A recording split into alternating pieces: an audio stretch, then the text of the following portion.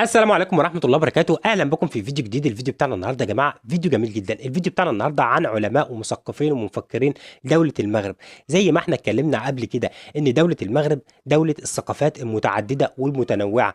ليه؟ لأن المغرب بتتكلم أكتر من لهجة وبتتكلم أكتر من لغة، بيتكلموا عربي، بيتكلموا إنجليزي، بيتكلموا فرنسي، بيتكلموا إسباني، بيتكلموا لهجات كتيرة جدا يا جماعة. عشان كده الشاب المغربي أو المتعلمين في المغرب والمثقفين في المغرب بيقدروا ان هم يحصلوا على المعلومه، يعني بيكتسبوا المعلومه بسهوله كبيره جدا، وبيقدروا يكتسبوا ثقافات مختلفه عكس اي دوله تانية الثقافات عندها محدوده. طبعا ليه؟ لانها ممكن تكون بتتكلم لهجه واحده بس او اللهجه الرسميه بتاعتها زي العربيه، ومش الشعب كله تلاقيه يعني بيتكلم الانجليزي او الفرنسي او الكلام ده. لا، بعض الناس هي اللي بتتكلم الكلام ده. زي احنا عندنا هنا في مصر اللغه الرسميه بتاعتنا هي العربيه، بعض الناس اللي بتتكلم انجليزي وفرنسي، يعني مش العامة عندنا. لا، عكس المغرب طبعا، فهم بيتكلموا العربي زي ما بيتكلموا فرنسي زي ما بيتكلموا اسباني. كل الشعب كده، هي دي اللغة يعني يعني اللغة هم بيتكلموا كده على طول، متعودين على كده ومتربيين ومتأسسين على كده. عشان كده تلاقي الثقافات عندهم أعلى، عشان كده تلاقي عندهم نسبة كبيرة جدا من المخترعين والمثقفين. زي الفيديو بتاعنا النهارده، تعالوا بينا مع بعض نشوف بقى مخترع مغربي طبعا اختراع أبهر العالم. وبصراحة يعني متفوقين في كل حاجة يا جماعة، سواء في الاختراعات، في الثقافة، في الفنون. المغرب متفوقة في كل حاجة. فتعالوا بينا مع بعض نتابع الفيديو ونشوف المخترع المغربي عمل ايه. يلا بينا. رغم كونه لم يتلقى أي تعليم، استطاع بمعرفته ومهاراته الشخصية أن يمنح لنفسه براءة الاختراع، جهاز لتوليد الطاقة النظيفة، وهو عبارة عن مصادم جسيمات ذو شعاع وأداة لتسريع الإلكترونات. انا من صغري وانا في ثلاث الخصاص كنا محرومين في الضوء في الباديه، وكنفكر اشنا هو هذا الضوء هذا.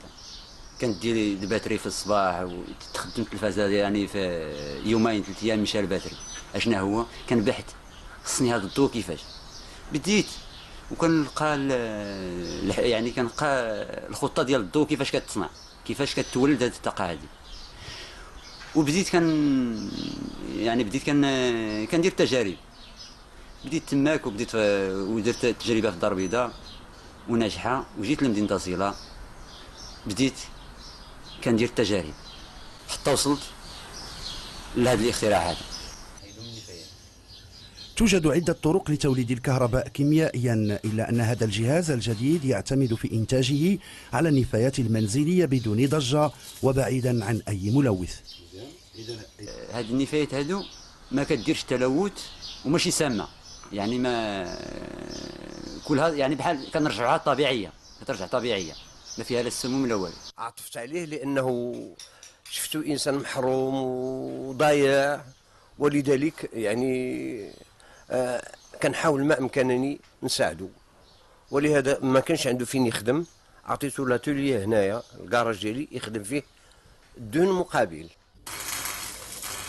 لم يكشف صاحبنا عن كل أسرار هذا الاختراع، إلا أنه يبقى إحدى الوسائل الجديدة للحصول على الطاقة المتجددة والنظيفة بكميات هائلة وبتكلفة جد رخيصة.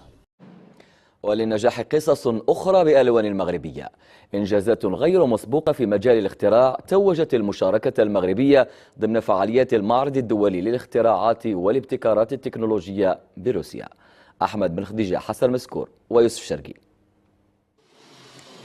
اختراع مغربي صرف، جهاز انترنت الأشياء متصل سانستينا يمكن من استشعار العديد من التغيرات الفيزيائية دون مستشعر. حاز على الجائزة الكبرى للابتكار التكنولوجي في الدورة 20 للمعرض الدولي للاختراعات والابتكارات التكنولوجية أرخميدس بروسيا، إحدى تطبيقاته سمارتي بارك. والتفاصيل لأهل الاختصاص. هو واحد النظام تيمكننا من اداره لي باركينغ وردوهم دي باركينغ انتيليجون. يعني كيف تشوفوا معايا هنايا تنوفروا للمستعمل ديال هذا الجهاز بانه يعرف اون طون ريال المواقف السيارات اللي خاويه واللي عامره، ومن اون ابليكاسيون عنده في التليفون يقدر يمشي ديريكتومون للبلاصه اللي تبان له خاويه. إثما اختراع مغربي يقوم بامتصاص الموجات الكهرومغناطيسية بهدف الحماية من أضرارها الصحية. ينتمي إلى الجيل الخامس 5G. بدوره حاز على الميدالية الذهبية لملتقى أرخميدس. صايب من مادة نانو تكنولوجيا ومارين، يعني يقدر يتلبس يديركم مثلا لباس ويجي على الجسم للحماية ديالو، وعنده عدة استعمالات منها استعمالات طبية واستعمالات عسكرية. فبين المؤتمر الدولي للتصميم والبحث والابتكار في كوالالمبور بماليزيا ومعرض شنغهاي الدولي للتكنولوجيا بالصين 3 ميداليات ذهبية وفضية عادت إلى المغرب، تكريم دولي لخيرة شبابنا نوابغنا.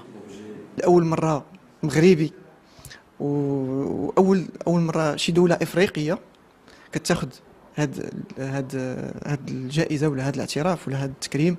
وبفضل هكذا عقول متوقدة المغرب قادر على أن يصير بلدا صناعيا منتجا وليس فقط مستهلكا للتكنولوجيا. الاستثمار في البشر عوض الحجر مطلب كنوز المغرب. التخزين ديالها ما بينات هاد لافاس هادي على الجامعات المغربيه وعلى مراكز الابحاث وكذلك المسؤولين اللي كيشرفوا على البحث العلمي في المغرب على انهم يسطروا واحد الاستراتيجيه اللي تمشي في التوجه هذا. كل صعب على الشباب يهون، هكذا همة الرجال تكون. طبعا شفنا الفيديو بتاعنا مع بعض وشفنا الاختراع المغربي العظيم. هي دي دولة المغرب يا جماعة. دولة المغرب دولة المثقفين والمفكرين والمبدعين، مش دولة بقى الفساد ودولة الدعارة زي ما الناس بتطلع تقول والكلام ده. لا، هم دول يا جماعة المتعلمين في المغرب، لما بيحطوا هدف في دماغهم بيوصلوا له. زي ما احنا شفنا المغرب متفوقة في كل حاجة، رياضيا وعلميا ودينيا وكل حاجة المغرب متفوقة. حتى في الاختراعات بيبهرونا دايما باختراعاتهم وانجازاتهم العظيمة. طبعا يا جماعة ده كان الفيديو بتاعي، اتمنى الفيديو يكون نال لو عجبكم الفيديو ما تنسوش تعملوا لايك للفيديو واشتراك في القناة، والسلام عليكم ورحمة الله وبركاته. سلام.